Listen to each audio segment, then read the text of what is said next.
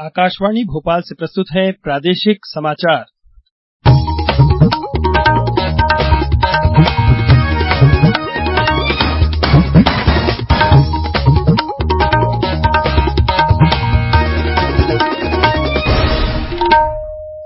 नमस्कार, समाचारों के साथ मैं नवनीत चौबे।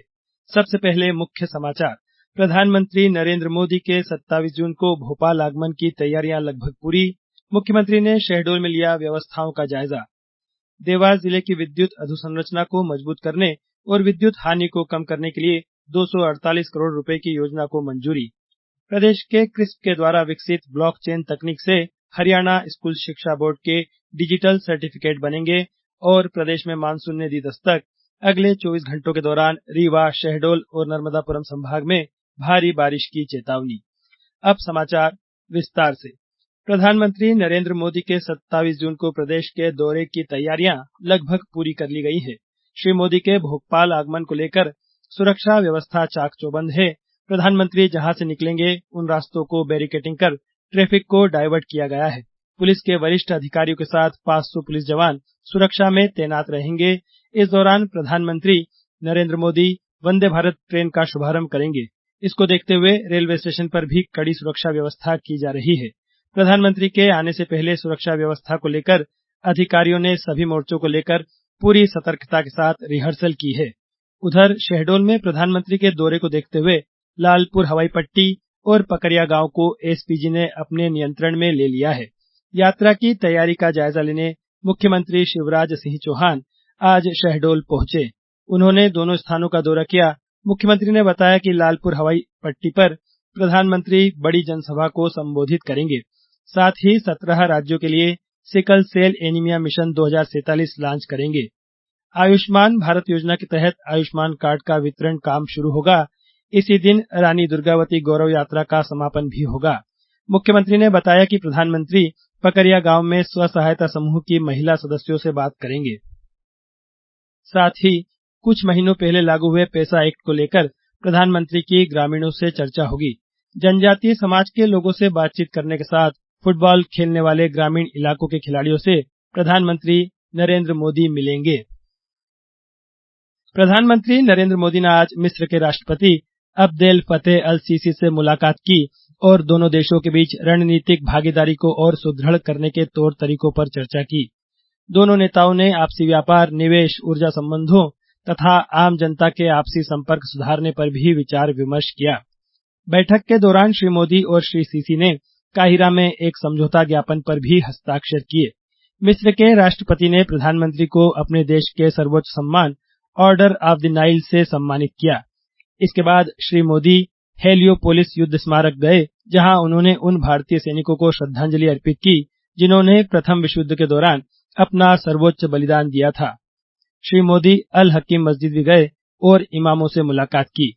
प्रधानमंत्री कल अपनी पहली मिस्र यात्रा पर काहिरा पहुंचे थे। इससे पहले उन्होंने अमेरिका की यात्रा सफलतापूर्वक संपन्न की थी। देवास जिले की विद्युत अधोसंरचना को मजबूत करने और विद्युत हानि को कम करने के लिए सरकार ने 248 करोड़ रुपए स्वीकृत किए हैं। इसमें भारत सरकार द्वारा रिवैम्प्ड डिस्ट्रीब्यूशन सेक्टर स्कीम के तहत और राज्य सरकार की मदद से दोनों कार्य शामिल हैं। पश्चिम क्षेत्र विद्युत वितरण कंपनी इंदौर के प्रबंध निदेशक अमित तोमर ने बताया कि स्वीकृत किए गए कार्यों में 6 नवीन 3311 केवी उपकेंद्र का लाइन सहित निर्माण, वोल्टेज व्यवस्था के सुधार के लिए 77 स्थानों पर कैपेसिटर बैंक स्थापना, उपकेंद्रों में क्षमता वृद्धि, करीब 1400 वितरण ट्रांसफार्मर स्थापना के कार्य, 3500 किलोमीटर लाइनों का कार्य, उच्च दाब फीडरों के विभक्तीकरण कार्य सम्मिलित हैं। पुराने 71 ग्रिडों के नवीनीकरण, आधुनिकीकरण का कार्य भी होगा। इससे देवास जिले की लगभग 20 लाख की जनसंख्या लाभान्वित होगी। ये समाचार आप आकाशवाणी भोपाल से सुन रहे हैं। हमारे समाचारों को अब आप कभी भी और कहीं भी अपनी सुविधा के अनुसार सुन सकते हैं। ये समाचार बुलेटिन YouTube, ट्विटर और फेसबुक पर AIR न्यूज भोपाल पेज पर भी सुने जा सकते हैं। इसके अलावा आप हमारी वेबसाइट newsonair.nic.in पर या न्यूज ऑन एआईआर ऐप पर भी समाचार सुन सकते हैं। समाचारों में एक बार फिर आपका स्वागत है। मध्य प्रदेश क्रिस्प द्वारा विकसित ब्लॉकचेन तकनीक से हरियाणा स्कूल शिक्षा बोर्ड को डिजिटल सर्टिफिकेट प्रिंटिंग और ऑनलाइन सत्यापन सेवा प्रदान करेगा। इसके लिए क्रिस्प मध्यप्रदेश और हरियाणा के स्कूल शिक्षा बोर्ड के बीच करार हुआ। 3 साल के लिए हुए इस करार में प्रतिवर्ष 5 लाख से अधिक नियमित और पूरक परीक्षाओं में उत्तीर्ण उम्मीदवारों के सर्टिफिकेट बनाए जाएंगे। सार्वजनिक ब्लॉकचेन तकनीक का उपयोग कर ब्लॉकचेन डिजिटल प्रमाण पत्र तैयार करने के बाद प्रमाण पत्र की प्रोसेसिंग की जाएगी। BSEH की वेबसाइट के माध्यम से ऑनलाइन सत्यापन के लिए छात्रों को इनक्रिप्टेड डिजिटल प्रमाण पत्र भी दिए जाएंगे।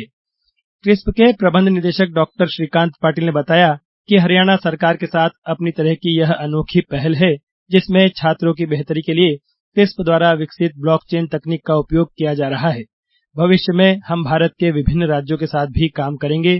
क्रिस्प शिक्षा प्रणाली में ऐसी उन्नत तकनीक लाने के लिए भारत भर के विभिन्न विश्वविद्यालयों के साथ काम कर रहा है। स्मार्ट सिटी मिशन परियोजना के आज 8 वर्ष पूरे हो गए हैं। इस अवसर पर केंद्रीय आवास और शहरी कार्य मंत्री हरदीप सिंह पुरी ने मिशन की सराहना की है।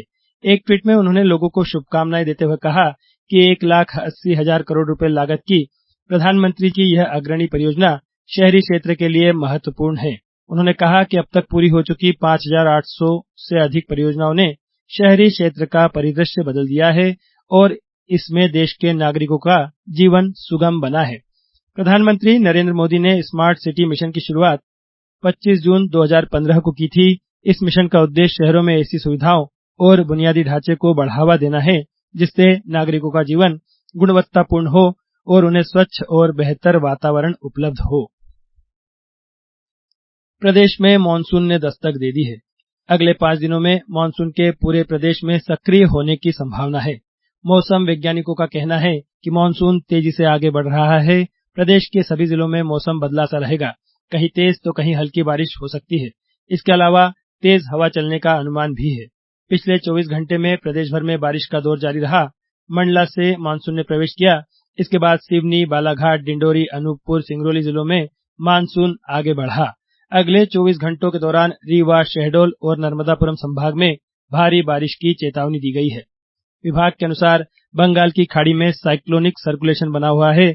आने वाले दिनों में मध्य प्रदेश में यह हल्की से मध्यम बारिश कराएगा। इसके चलते आज भी कहीं भारी तो कहीं हल्की बारिश का अनुमान है। रीवा, सतना, सीधी, सिंगरौली, शहडोल, उमरिया, डिंडोरी, अनूपपुर, नर्मदापुरम, हरदा और बैतूल में भारी बारिश की संभावना है। भारतीय फुटबॉल टीम सेफ चैंपियनशिप के सेमीफाइनल में पहुंच गई है। कल बेंगलुरु में ग्रुप ए के अपने दूसरे मुकाबले में भारत ने नेपाल को 2-0 से हराकर सेमीफाइनल में प्रवेश किया। भारत की ओर से सुनील छेत्री और महेश सिंह ने गोल दागे। अब कुछ समाचार संक्षेप में। शिवपुरी जनपद पंचायत में हुए 94 लाख रुपए के घोटाले के मामले में पुलिस ने मुख्य आरोपी कंप्यूटर ऑपरेटर को ग्वालियर से पकड़ लिया है। कोतवाली पुलिस ने आरोपी को 4 दिन के पुलिस रिमांड पर लिया है। देवास जिले में दस्तक अभियान का प्रथम चरण 18 जुलाई से 31 अगस्त तक आयोजित होगा। इस अभियान में संबंधित कर्मचारियों के लिए प्रशिक्षण शिविर आयोजित किया गया। मध्य प्रदेश शासन संस्कृति विभाग भोपाल द्वारा निरंतर सृजन संवाद में कैद में कोकिल, लोकतंत्र की रक्षा में कविता विषय पर व्याख्यान, रचना पाठ एवं सांगीतिक प्रस्तुति कल साय 6:30 बजे दुष्यंत कुमार स्मारक पांडुलिपि संग्रहालय, शिवाजीनगर, भोपाल में आयोजित की जाएगी। जबलपुर पुलिस ने ऑपरेशन शिकंजे के तहत कार्रवाई करते हुए नशे के इंजेक्शन की सौदागर महिला सहित 4 आरोपियों को गिरफ्तार किया है, जिनके कब्जे से 651 नशीले इंजेक्शन सहित 1 मोबाइल और बिक्री के करीब 3,000 रुपए जब्त किए हैं। अंत में मुख्य समाचार एक बार फिर। प्रधानमंत्री नरेंद्र मोदी के 27 जून को भोपाल आगमन की तैयारियां लगभग पूरी। मुख्यमंत्री ने शहडोल में लिया व्यवस्थाओं का जायजा। देवास जिले की विद्युत अधोसंरचना को मजबूत करने और विद्युत हानि को कम करने के लिए 248 करोड़ रुपए की योजना को मंजूरी। प्रदेश के क्रिस्प के द्वारा विकसित ब्लॉकचेन तकनीक से हरियाणा स्कूल शिक्षा बोर्ड के डिजिटल सर्टिफिकेट बनेंगे और प्रदेश में मानसून ने दी दस्तक। अगले 24 घंटों के दौरान रीवा, शहडोल और नर्मदापुरम संभाग में भारी बारिश की चेतावनी। इस बुलेटिन में बस इतना ही। नमस्कार।